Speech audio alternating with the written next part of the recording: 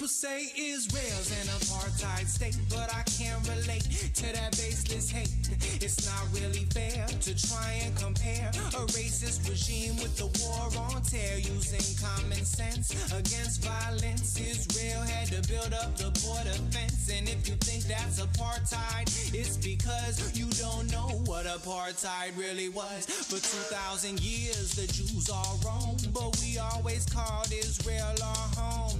Unlike the British and Dutch who came to South Africa where they had no claim. They already had countries overseas, but they wanted to expand with new colonies, so they conquered the natives, bought and sold their land they stole, full of diamonds and gold. The whites united and decided to create South Africa as a democratic state, but soon they denied blacks voting rights, so the whole government was controlled by whites. The House and the Senate and all of the courts were white, so the black people got no support.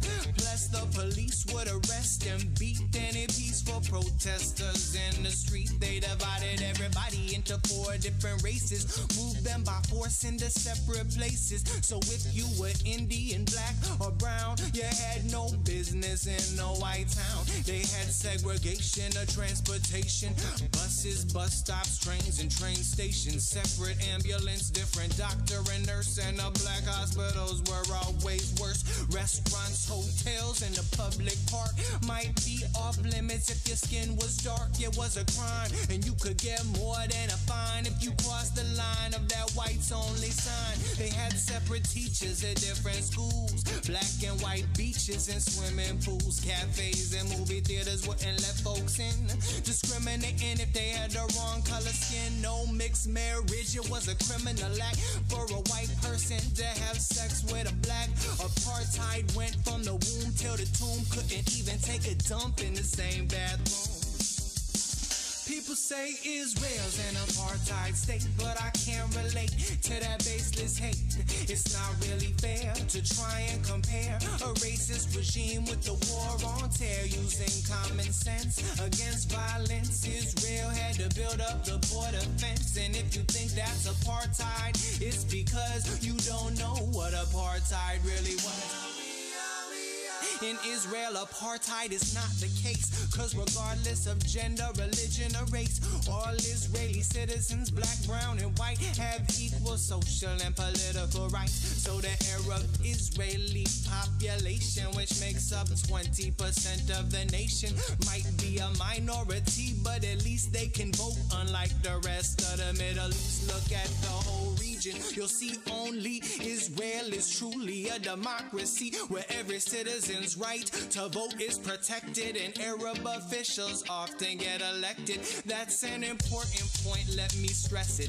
There's a dozen Arabs with seats in the Knesset, plus an Arab judge on the Supreme Court, so they don't fall short on government support. Everyone has access to the same schools, same beaches, and the same swimming pools, the same resorts and hotel guest rooms, same public parks and public restrooms, same cinemas, restaurants, cafes, same trains, buses, taxis, and highways, same doctors and nurses. All deliveries of babies are done in the same facilities. Arab Israeli life expectancy's great, up by 27 years since 1948, and their infant mortality rates have declined from 32 per thousand to less than 9, and they're doing much better economically relative to every other Arab country. There's no restriction on choice of career. They're welcome in the military if they volunteer. They can work and reside wherever they please, from Eilat all the way to the Sea of Galilee. They live in the very same cities as Jews, on the same street, in the same house if they choose. People say Israel's an apartheid state, but I can't relate to that baseless hate. It's not really fair to try and compare a racist regime with the war on terror. Using common sense against violence, Israel had to build up the border fence. And if you think that's apartheid, it's because you don't know what apartheid really was.